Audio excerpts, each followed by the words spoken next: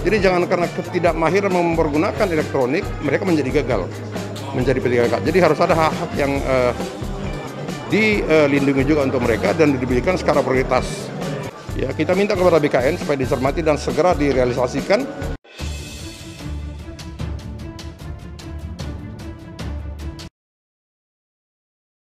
Wakil Ketua Komisi 2 DPR RI, Junimat Girsang, meminta Badan Kepegawaian Negara atau BKN untuk memperketat pengawasan seleksi CPNS 2021 dan PPK non-guru.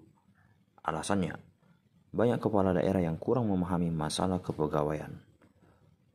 Seleksi CPNS dan PPK non-guru ini harus diperhatikan BKN, karena kepala daerah ini ada yang dari pengusaha dan preman, sehingga kurang memahami roh kepegawaian, ujar Junimat saat memimpin rapat kerja Komisi 2 DPR di Jakarta.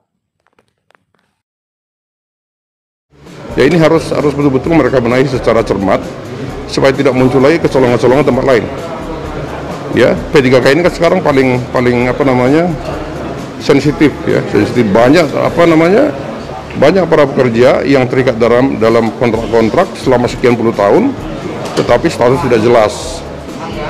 Nah, jadi kita minta kepada Menpan, CQ, BKN supaya mencermati dan membereskan masalah P3K ini. Dan kemarin waktu di Medan juga ini menjadi keluhan dari Pemprov, ya, dari kabupaten tentang P3K yang membludak dan mereka meminta status yang jelas. Ya, kita kembalikan kepada BKN untuk segera menyelesaikan ini secara baik.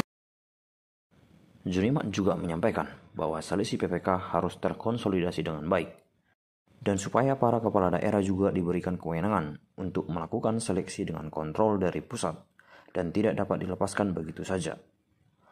Dan Junimat juga meminta agar syarat P3K dengan tes ASN lainnya dibedakan, karena P3K banyak yang tidak mahir mempergunakan elektronik.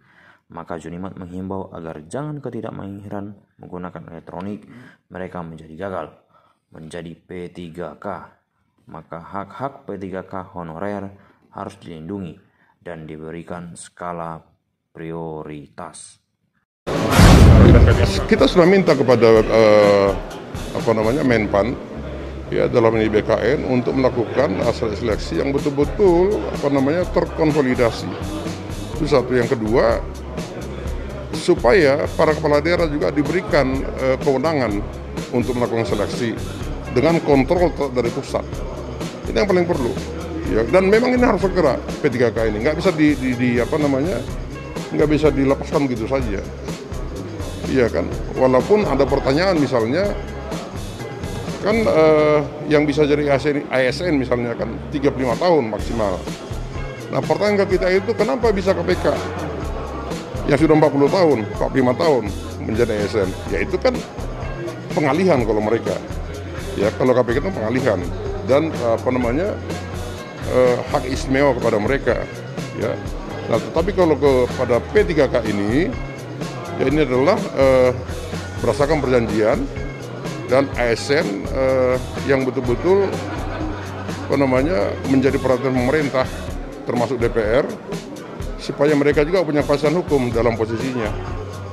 Ya, kita minta kepada BKN supaya dicermati dan segera direalisasikan termasuk seleksinya dan dilakukan secara transparan.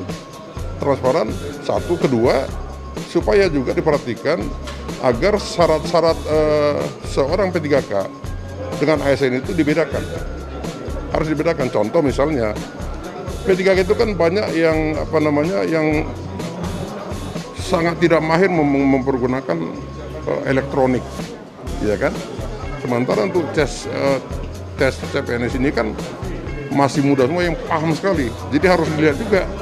Jadi jangan karena ketidakmahiran mempergunakan elektronik mereka menjadi gagal menjadi P3K. Jadi harus ada hak-hak yang dilindungi juga untuk mereka dan diberikan secara prioritas dalam rangka mereka juga punya hak dan duduk sebagai P3K.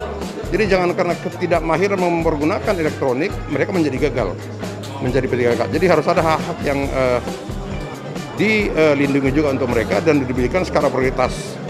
Ya, kita minta kepada BKN supaya dicermati dan segera direalisasikan